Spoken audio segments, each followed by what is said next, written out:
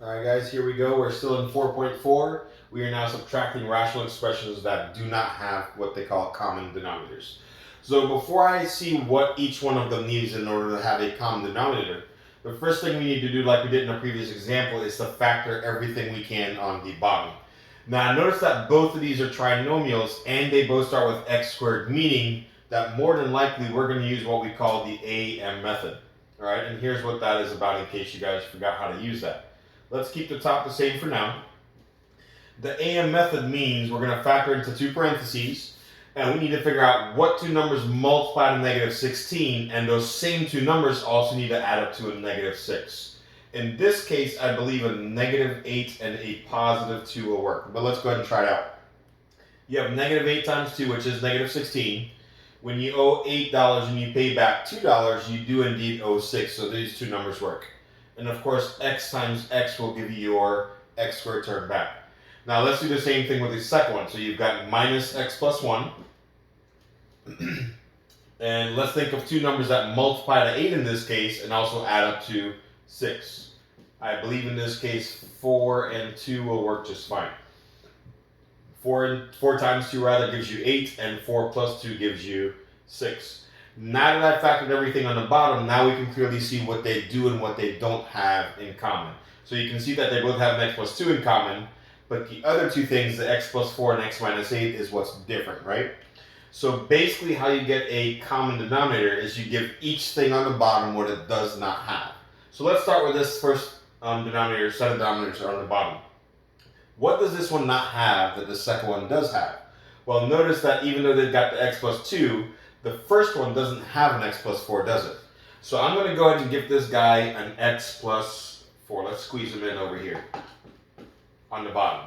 Now, whatever you do on one side, you also need to do up top. So let's give the top guy an x plus 4 as well. Now, for the second one, same thing. Ask yourself, what is this guy missing that this one has?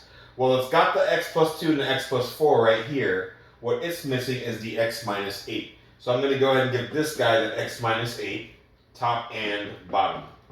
Why? Because whatever you do to one side, you also do to the other. Now that they have all three things in common, this has now what they call a common denominator. So your common denominator in this case is an x minus 8, an x plus 2, and a x plus 4. Now now that they have a common denominator, we can go ahead and combine the like terms up top. But before you do, you've got a lot of multiplication to do right here, right? So let's go ahead and start with these two guys. We're going to go ahead and distribute. You have x times x, which is an x squared. You have x times 4, which is a 4x. Then you have a 1 times x, which is a 1x. And 1 times 4, which is a 4. Same thing here, we'll combine those two, but before we do, let's go ahead and combine like terms and get that out of the way. Looking at these four terms, which two can you go ahead and combine? I can go ahead and combine the middle two to say that 4x plus 1x altogether gives me 5x's, right? So I'm going to erase those and write a 5x in the middle there, where the 4x and the 1x used to be. I'm going to do the same thing here after I distribute. So write your minus sign. Again, your common denominator was an x minus 8, an x plus 2, and a x plus 4. All right? And let's distribute these two together. So you've got x times x, which is x squared. X times negative 8, which is a negative 8x. You've got 1 times x, which is 1x. And then 1 times negative 8, which is a negative 8. Same thing like we did here. Combine your like terms. When you owe 8 and you pay back 1, that means you still owe a total of 7x's, correct? So I'm going to write a minus 7x in the middle. Now remember I said in the previous video that there's only one thing that's different between adding and subtracting rational expressions. Well, here it is. Be careful because this can definitely get you the wrong answer if you mess this up. What I'm going to ask you guys is you're supposed to subtract the two things up top now, correct? Now that you have a common denominator. But what exactly are you subtracting? Are you just subtracting the very first thing you see, or are you supposed to subtract the whole thing? The correct answer is you're supposed to subtract all of this on top, not just the x squared term. So here's what I'm going to do in order to show you guys that we're going to subtract the whole thing. I'm going to go ahead and say it's x squared plus 5x plus 4 up top. Now when I subtract, here's what I'm going to do. I'm going to say subtract parentheses x squared minus 7x minus 8. Notice I put the whole thing in parentheses. Why? Because that lets me know that I'm about to subtract the whole thing and not just this x squared term. If you guys don't put parentheses around this second term up top, you will get the wrong answer. So that's the most dangerous part of subtraction that you have to watch out for. The bottom, they still have your common denominator, x minus 8, x plus 2, and x plus 4. Now let's go ahead and combine up top to see what we have. First thing we're going to do is distribute. So you have a negative times the x squared. That's a negative x squared. Negative times a negative 7x, that's a positive 7x. And then you've got negative times a negative 8, that's a positive 8. We're going to combine that with what you had over here, which was a x squared plus 5x plus 4.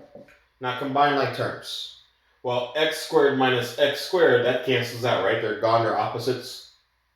Then you have 5x plus 7x, which altogether is 12x's. And then you have 8 and 4, which gives you 12. And that's still all over x minus 8, x plus 2. I ran out of room over there, but there's also an x plus 4 on the bottom. Now, keep in mind, in the previous video, I also mentioned not to factor anything up top until you're completely done, right? Until your answer's there. You can factor the top part. And it looks like it's actually going to be GCF. Now, why do we factor the final answer? To see if anything cancels up with top and bottom. Sometimes it does, sometimes it doesn't. If I were to factor this 12x plus 12, you can use GCF because they both have a 12 in common, which you can take out. Well, 12x divided by 12, that's 1x, but we say x. 12 divided by 12, that's a 1. If I were to factor it, the question is, would anything up here cancel out with the stuff that you had on the bottom? And the answer is no. So because nothing up top cancels out with anything on the bottom, you can actually leave it like that, okay? So the only reason I factored it is to check, hey, does anything cancel out? But in this case, it doesn't. So if it does, if you can factor it, factor it. If anything cancels out, go ahead and cancel it out. If it doesn't, then keep that before you factored it as your final answer, okay? Now keep in mind, we still need to talk about domain. Domain is what the bottom cannot equal. Simply set all of these equal to 0 to get those numbers that you can't have, that you're not allowed to have. So if you set this guy equal to 0, your answer should be x equals positive 8. So here we would say your domain is x cannot be a positive 8, because that would make this guy 0 and we can't divide by 0. If you set that guy equal to 0, you'll get x equals negative 2. So here we'll say our domain can't be x is a negative 2. And here x cannot be a negative 4 if you were to set that equal to 0 and solve. So in addition to your final answer, you would also need the domain, what the bottom cannot equal. All right? So hopefully that made sense. We'll go ahead and practice one more for part B. It is still subtraction between these two, and it'll be the similar steps. Okay, so again, the one thing to watch out for is when you subtract whatever that second term is up top, to distribute that negative sign to everything up there. All right, so let's go ahead and give this one a shot.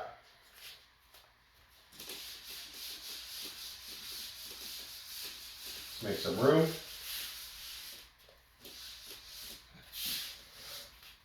All right, and here we go. In order to subtract these, you got to see what they have in common, what they don't, because you do want to get a common denominator again. This guy over here, I can't factor him, even though he's a binomial. For binomials, either GCF or difference of squares work. It's not GCF because they don't have anything in common that I can factor out. It's also not difference of two squares because I don't see a difference. I don't see a minus sign. So that guy is going to stay as is. We're not going to be able to factor him at all. Now for this guy on the bottom, that is a type of factoring. Can you guys guess which one? In this case, the bottom is what you call difference of two squares. It does have a minus sign between two things, and yes, you can take the square root of both of those. So one is a x plus 5, and the other one is an x minus 5. All right? So now we can clearly see what they have in common and what they don't have in common. In this case, it looks like they both have an x plus 5, but what is the second fraction missing that the first one has on the bottom? It looks like it's missing this x minus 5, right? So I'm going to go ahead and give that second fraction an x minus 5 so he doesn't feel left out. And whatever you do on one side, you also do to the other. So now that they both have an x plus 5 and they both have an x minus 5, now you have what they call a common denominator. So your common denominator is x plus 5 and an x minus 5. Now that you have a common denominator, you can go ahead and subtract these two things. But before you do, it looks like we have some distributing to do, right? So you've got this 3x minus 5 up top. For the second one, what kind of 2 is this? What kind of 2 should you distribute to both of these two? Because there was a minus sign up front, that makes that to a negative 2. Be careful. So you've got negative 2 times x, which is a negative 2x. And then you've got negative 2 times a negative 5, which is a positive 10. What you could have done instead, this is up to you. You could have distributed this 2 to both first and then distribute that negative sign to that answer to get the exact same thing that we got. All right? Now let's combine like terms up top. You've got 3x minus 2x's. That's 1x, so we'll just say x. You've also got 10 take away 5, which is 5. Now, if I go ahead and write the final answer, as you guys can see, I didn't have to factor anything for me to notice, oh, wait a minute, they do have something in common. Before you cancel that out, though, keep in mind you've got to state the domain first. The domain is what the bottom cannot equal. So what would make both of these a 0 on the bottom? So if you set this guy equal to 0 and solve it, you'll get negative 5. So here, domain would be x cannot equal a negative 5. If you set this guy equal to 0 and solve, you should get x equals 5. So here your domain is x cannot be a positive 5. Because either one of these two guys, if you plug it in the bottom, it'll be 0, and you cannot divide by 0. Now that you stated your domain, go ahead and cancel out what they have in common. Now notice how there's nothing left up top? That doesn't mean there's a 0 left. There's an invisible 1 there that's called a placeholder. Otherwise, it would look like there's nothing left, right? And on the bottom, you've got this x plus 5. The reason I stated my domain first is if I were to cancel it out, notice that I would miss out on this second guy right here, so I would miss out on one of the domains. So always state your domains before you cancel anything out. So your final answer in this case is this guy right here. And like we said, your domain is x cannot be a negative 5. It also cannot be a positive 5. So just like part A, the one thing to watch out for is when you subtract, make sure you distribute that negative sign to everything up top. Okay? And that's all there is for this example, guys. We'll see you guys in the next video.